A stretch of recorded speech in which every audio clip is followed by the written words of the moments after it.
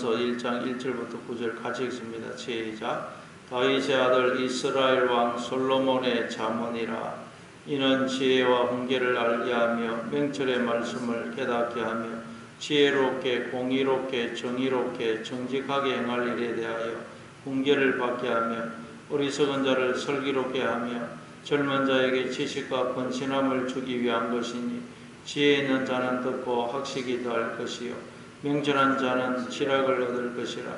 잠언과 비유와 지혜 있는 자의 말과 그 오묘한 말을 깨달으리라. 여호와를 경외하는 것이 지식의 근본이거늘 미련한 자는 지혜와 훈계를 멸시하느니라. 내 아들아 내 아비의 훈계를 들으며 내 어미의 법을 떠나지 말라. 이는 내 머리에 아름다운 관이요 내 목에 금사슬이니라. 아멘. 잠언 1장 1절부터 6절까지에는 이 잠언서를 기록한 목적을 설명하고 있습니다. 근데 여러분 잠언이라는 말이 마살인데 비유라는 의미라고 그랬죠. 비유.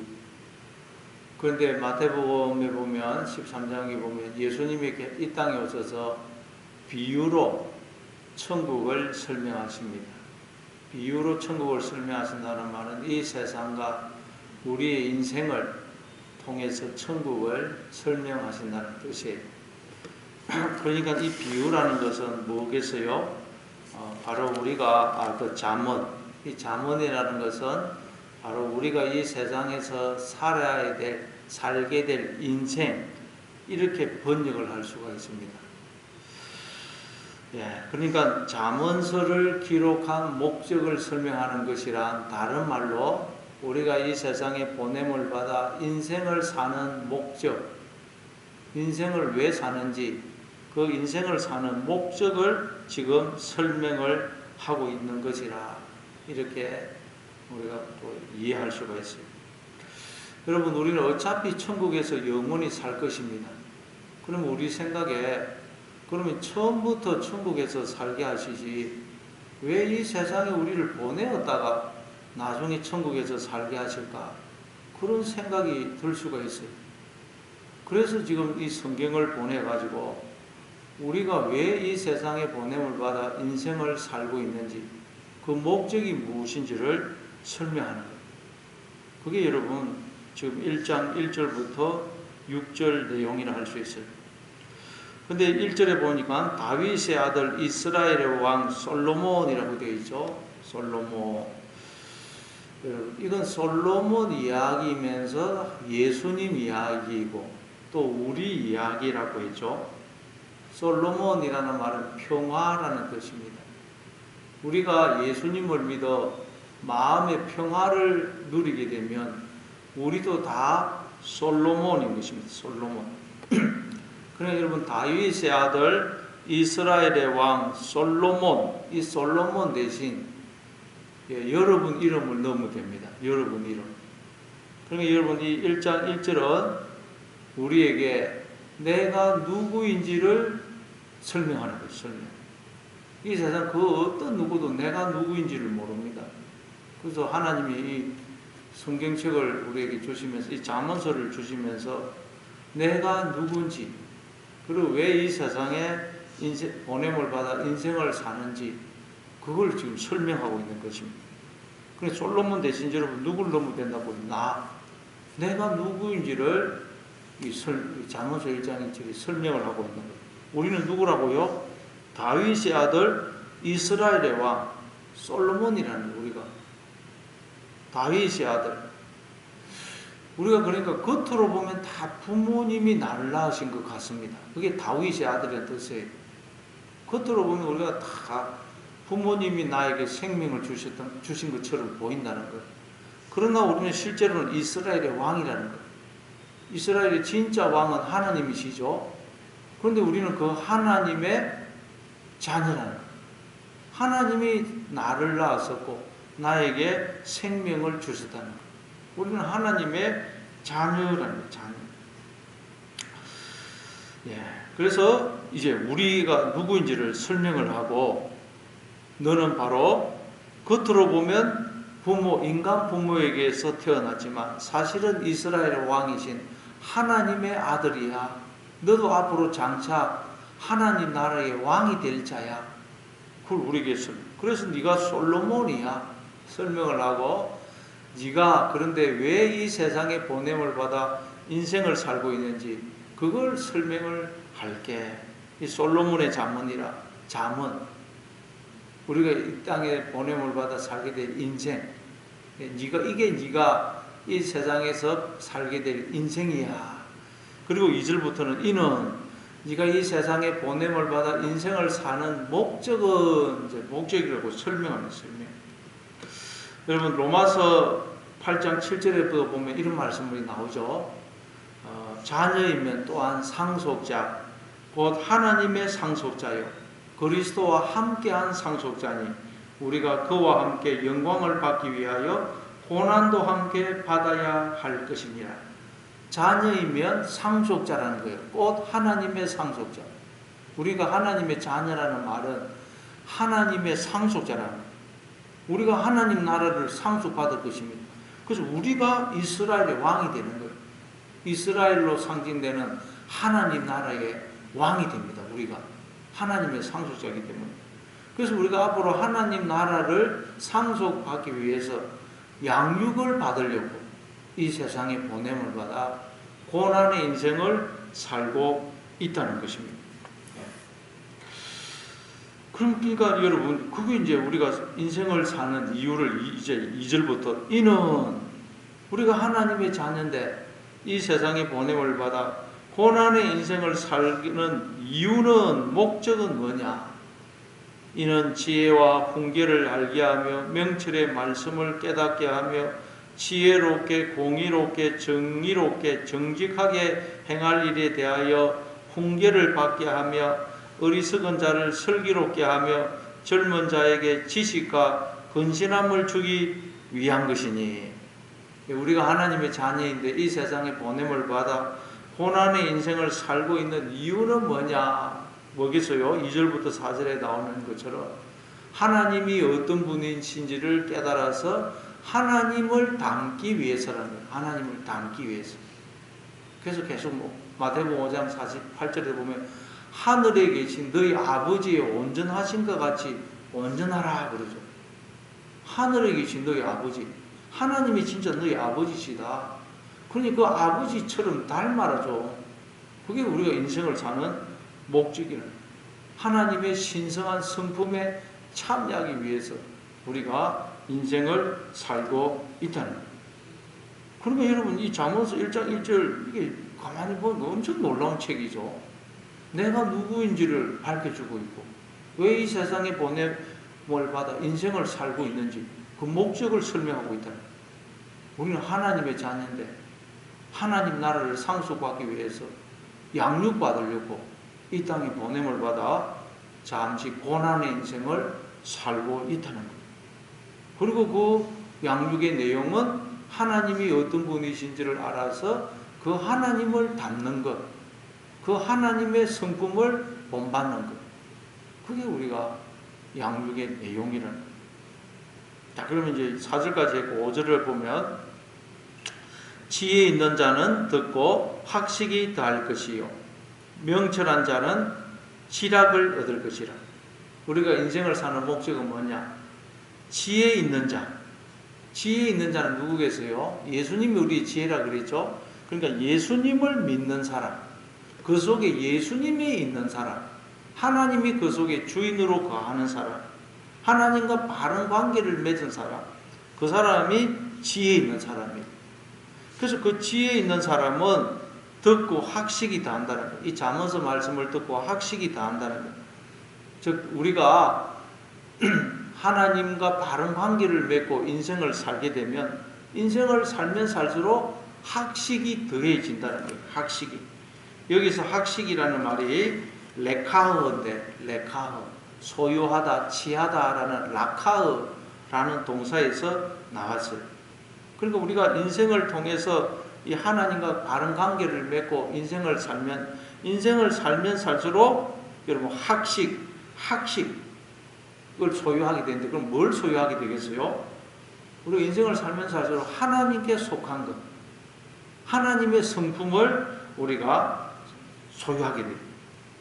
그러니까 여러분, 예수님을 영접한 사람, 하나님과 바른 관계를 맺은 우리 성도는 인생을 살면 살수록 하나님께 속한 것을 소유하게 되어서 하나님으로 충만해진다는 거예요. 왜냐하면 인생의 모든 것을 통해서 우리는 하나님의 은혜와 사랑과 복을 발견하기 때문에 그렇게 된다. 왜냐하면 하나님의 시각으로 보면 은혜 아닌 게 없고 복 아닌 게 없기 때문에. 그래서 계속 하나님께 속한 것을 우리가 발견하고 하나님으로 충만해지게 되었다는 거예요. 그래서 예수님도 마태복음 25장 29절에서 무릇 있는 자는 받아 더 풍족하게 되고 없는 자는 그 있는 것도 빼앗길 것이라고 그러죠. 있는 자는 뭘 있다는 말이에요? 그 안에 예수님이 있는 사람, 마음속에 예수님이 있는 사람, 하나님이 있는 사람은 인생을 살면 살수록 하나님이 주시는 그 복으로, 기쁨으로, 감사로, 하나님 나라로 더 충만해진다는 거예요. 그러나 그 속에 예수님이 없는 사람은 인생을 살면 살수록 기쁨을, 감사를, 평화를 잃어버리게 됩니다. 생명을 빼앗기게 된다.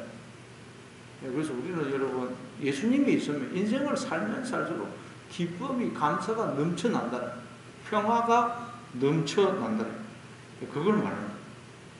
그래서 오늘도 여러분 예수님 모시고, 예수님을 모시고, 그래서 그 예수님의 시각으로 모든 인생을 바라보심으로 늘 마음에 생명이, 평화가, 기쁨과 감사가 넘쳐나는 여러분 되시기를 바랍니다. 그리고 또 명철한 자는 지략을 얻을 것이라. 명철한 자, 바로 지혜를 소유한 자, 그 속에 예수님이, 하나님이 계시는 사람, 그 사람이 명철한 사람이에요. 그 명철한 사람은 지략을 얻을 것이다. 지략이라는 것이 타허불라인데 히브리어로 단단히 감다, 보증하다라는 하발이라는 동사에서 나왔어요. 그래서 지략을 얻는다는 말은 뭐냐? 하나님의 마음을 품게 되는 것 말이에요. 그 속에 예수님이 있는 사람은 인생을 살면 살수록 하나님의 마음을 품게 된다. 하나님의 마음.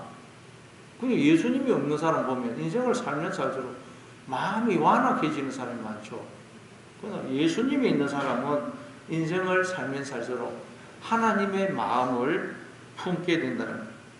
그리고 6절에 보니까 잠언과 비유와 지혜 있는 자의 말과 그 오묘한 말을 깨달으리라 그래요. 이건 한마디로 말해서 예수님을 믿는 사람, 그 속에 예수님이 있는 사람은 인생을 살면 살수록 점점 하나님을 알아가고 하나님을 닮게 되어 있다는 거예요. 이게 잠언, 비유, 지혜 있는 자의 말과 오묘한 말을 깨닫는다는 말은 인생을 통해서 점점 하나님을 알게 된다는 거예요. 아, 하나님이 이런 분이구나. 그래서 하나님을 닮게 되는 걸 말해요. 자, 그리고 이제 7절부터는 우리가 하나님의 자녀인데 이 땅에 보냄을 받아 양육의 인생을 살고 있다 그랬죠. 그럼 우리가 인생을 살 때 어떻게 살아야 되는지 이제 7절부터 설명하는 거예요. 우리가 하나님의 자녀입니다. 이 땅에 보냄을 받아 양육의 인생을 살고 있어요. 그럼 어떻게 살아야 되느냐? 7절, 여호와를 경외하는 것이 지식의 근본이거늘 미련한 자는 지혜와 훈계를 멸시하느니라. 우리가 어떻게 살아야 된다고요? 언제나 여호와를 경외해야 된다는 거예요. 이게 제일 중요하다는 거예요. 언제나 여호와를 경외해라. 여러분, 여호와를 경외한다는 말은 하나님이 어떤 분이신지를 알아서 그 하나님을 하나님으로 인정하고 대우하는 걸 말해요.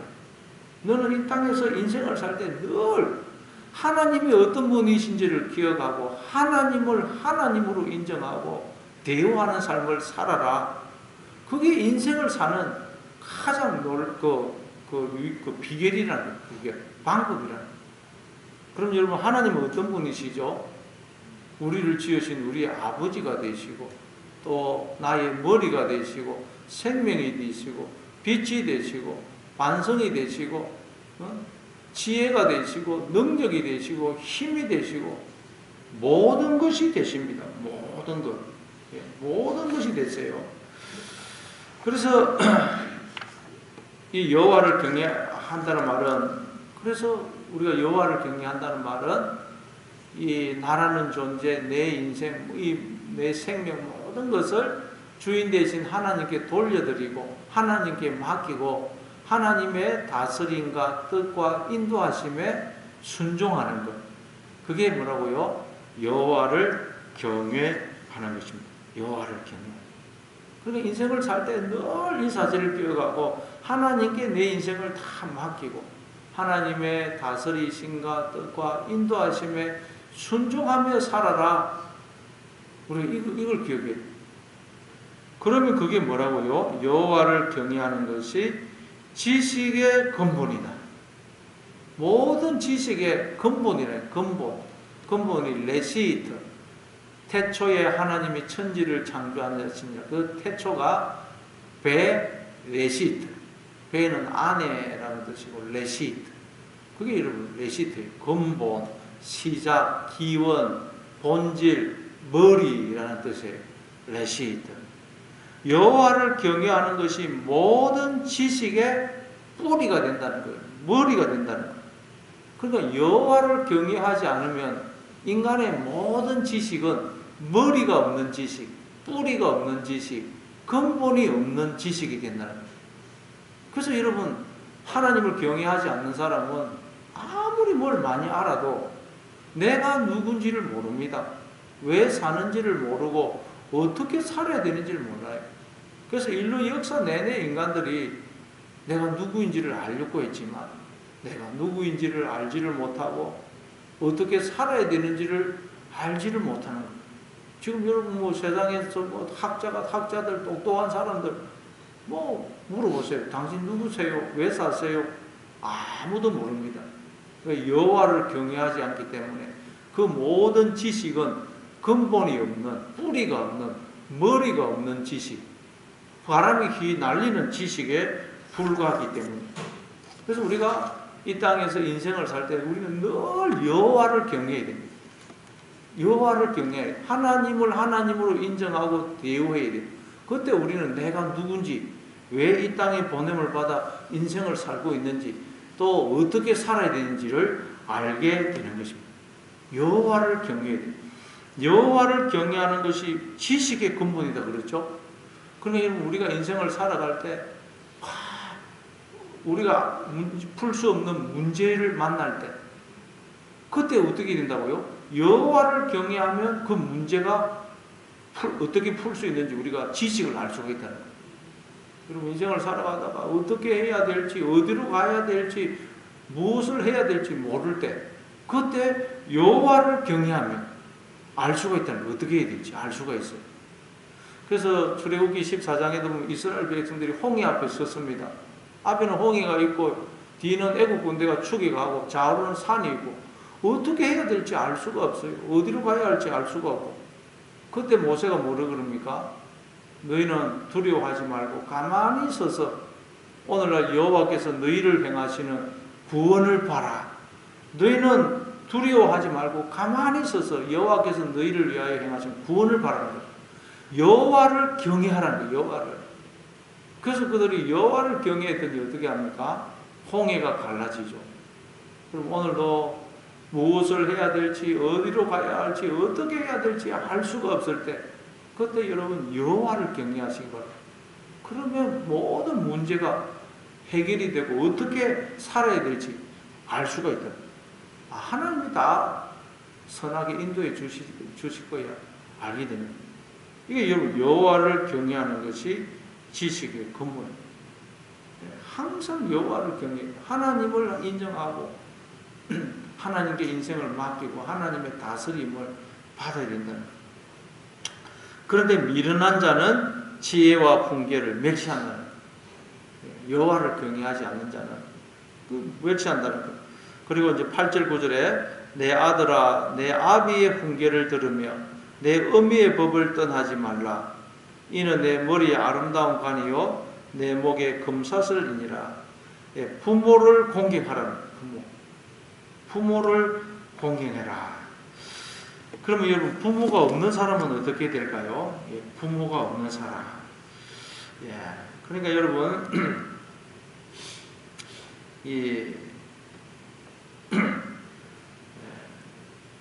그리고 또 우리의 진짜 부모는 하나님이시죠. 하나님.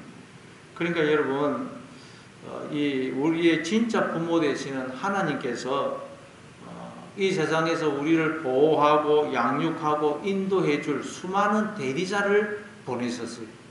그 대리자 중에 가장 중요한 분이 부모고 또 스승이고 배우자고 형제고 자녀고 친구고 같은 스승이고 같은 또 성도이고 목사고 그런 것입니다.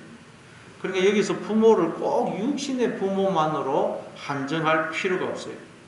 그 사람을 통해서 내가 하나님을 알게 되고 보호를 받게 되고 양육을 받고 가르침을 받는다면 다 하나님이 나에게 보낸 사자고 부모입니다.